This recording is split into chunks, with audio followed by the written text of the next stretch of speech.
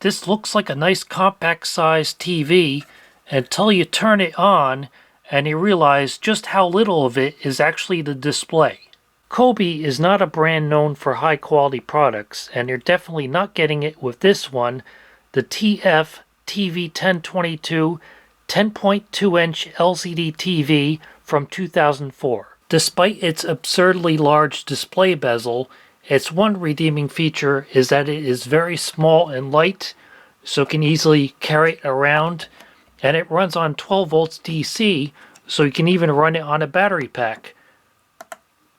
And it has a built-in digital TV tuner. So you might think this would be ideal for taking it with you camping or in an RV so you can watch TV on the go, but it has one of the most lackluster digital TV tuners I've ever seen.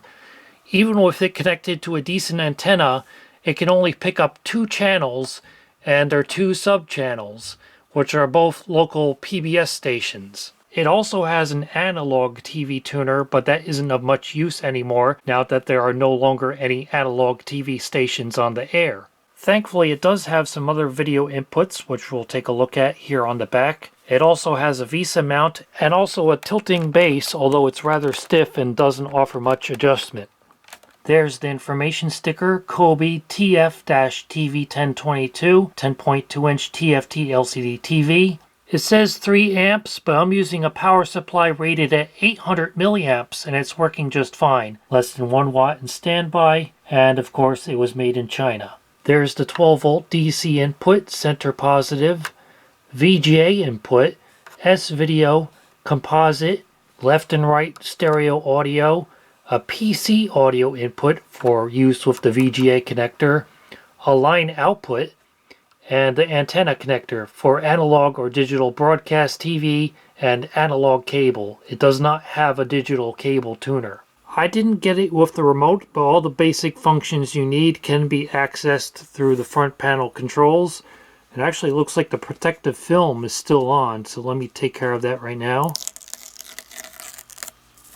With the VGA input, you may think another practical purpose for a small display like this would be for testing computers. You don't necessarily need the highest quality or largest display to see if a computer is working and configured properly. But just like the poor reception of its digital TV tuner, this is another case which will likely lead to disappointment. I have it connected to my PC here, and it's currently set to 1280 by 720 resolution, which is a common resolution for many low-end LCD TVs. However, this has a noticeably fuzzy image, and it also seems to have non-defeatable overscan because I can see that the edges of the image are getting cut off. And the reason for the fuzzy image is because the actual display panel resolution of this TV is only 800 by 480. Since it does have a 10.2-inch LCD, which was a common size for netbooks, I thought it would have at least a 1024 by 600 resolution display, but no,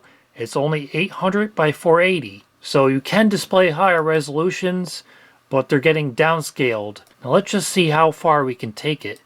Currently set to 1280 by 720. How about 1366 by 768? Another common resolution. And yes, that does work.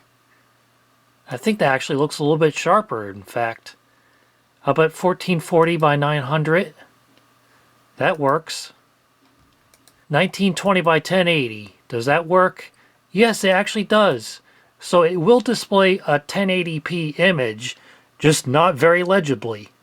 This computer cannot output an 800 by 480 resolution image. In fact, I don't think I've ever seen a video card which can support that resolution, but it does support 848 by 480, and it definitely does look a lot sharper and clearer because we're pretty close to the actual display panel resolution, but you can still see that it's cutting off the sides of the image because instead of a recycle bin, we have an e-cycle bin.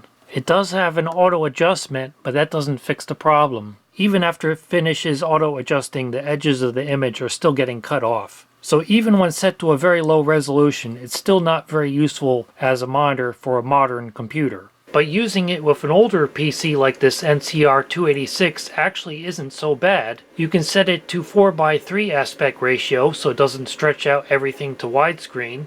And then 640 by 480 resolution VGA graphics looks fine, and it doesn't cut off the sides of the image, although it does still cut off slightly on the top and bottom. So for testing any old computer with VGA graphics, it's not too bad.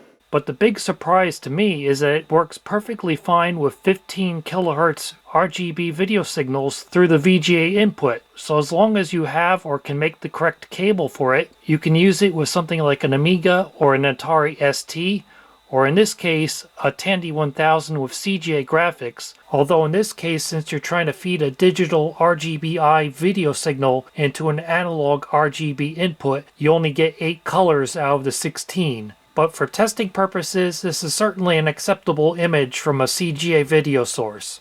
Now, just out of curiosity, let me see if it'll display an MDA video signal. If I press Ctrl-Alt-Shift-V, the Tandy 1000 RL will reboot in MDA Hercules mode.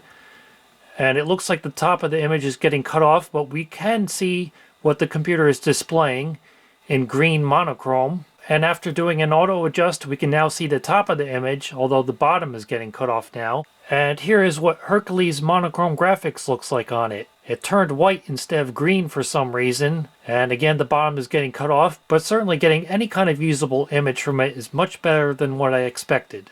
With the composite and S-video inputs, you can connect it to any VCR or DVD player, so if you don't mind a small screen, you can use it to watch your favorite movies. Oh, you.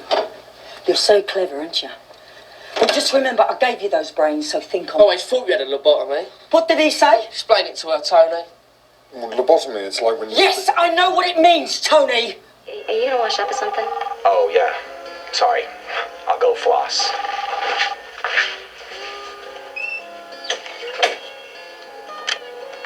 Ma? Where the hell are you now?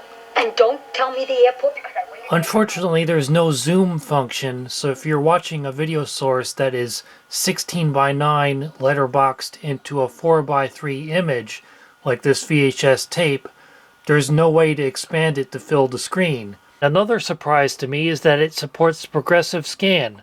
So if I push this button on the DVD player, we can see it switches into progressive video mode, and it looks fine. But the audio input is shared between the composite and S-video, so even if I switch from the VHS tape of skateboarding to the DVD of Keeping Up Appearances, we can still hear the skateboarding tape. And my VCR just jammed when I tried to eject it. The tape indicator is flashing, and the tape is stuck halfway. Great. It also works fine with vintage computers and video game consoles like my Nintendo.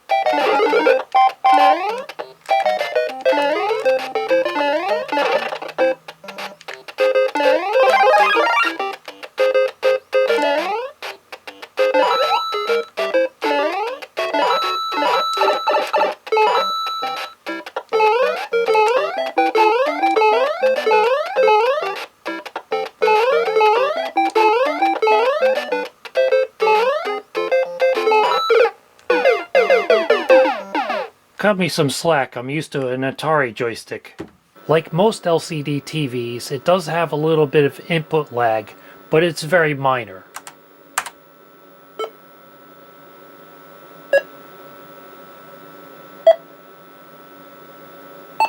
And just like I've shown with other TVs in the past, you can connect a Luma Chroma video source, such as a Commodore 64 or an Atari 800XL, using an adapter cable, which converts the two RCA jacks for Luma and Chroma to the TV's S-video input.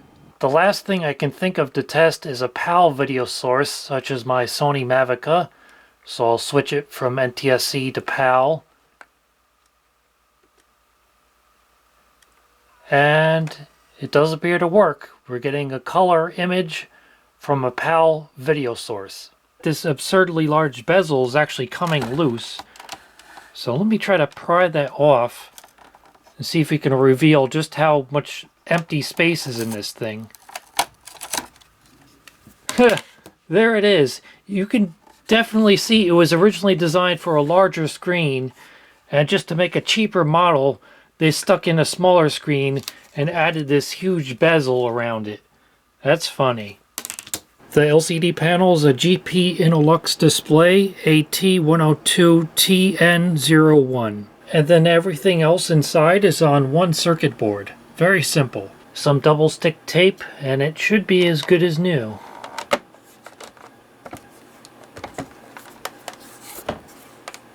So this little Kobe TV has turned out to be surprisingly versatile. Yes, the resolution is pretty poor, the digital TV tuner is nearly worthless, and you get this ridiculously big bezel and small screen, but if you can live with that, it has many useful applications. That movie you were watching last night, you shouldn't watch such rubbish, Peter.